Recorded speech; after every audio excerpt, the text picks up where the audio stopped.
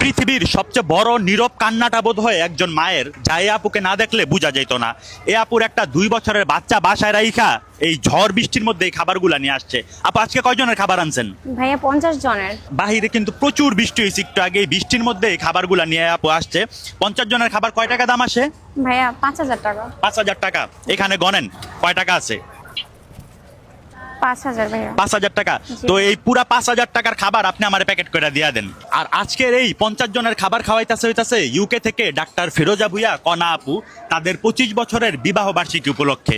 আর আজকে এই 50 জনের খাবার এই আপুর কাছ থেকে নিয়ে গরিব অসহায় সুবিধা বঞ্চিত মানুষদের খাওয়াই দিব ইনশাল্লাহ। আর আজকে 50টা খাবারের সাথে 50টা মজও দিয়ে দিব, যাতে খাবারের সুবিধা হয়। আপু আপনার কি একটা 2 বছরের বাচ্চা বাসায় রেখে আসেন নাকি? জি ভাইয়া, অনেক কষ্ট হয়ে যায়। এই খাবারটা উনি বিক্রি করতে না পারতো, আমি যতটুকু জানি এ আপুর আজকে বাসায় চুলা জ্বলতো না। এ আপু হয়তো বা না খেয়ে থাকতো হইতো এই খাবারটা যদি বিক্রি করতে না পারতো। অনেক সমস্যা হয়ে যেত ভাই, আমার অনেক টাকা লস হয়ে যেত, কারণ ভাই আমার কোনো পুঁজি বলতে কিছু নাই। এই খাবারগুলো বিক্রি করে আমার আবার বাজার করতে হয়, আবার খাবার আমার সেল করতে, ওই টাকা দিয়ে আবার নতুন করে খাবার কিনতে হয় ভাইয়া। এই নাও বাবু, খাও তুমি। হ্যাঁ এই নেন, এই নেন ভাই, খায়েন।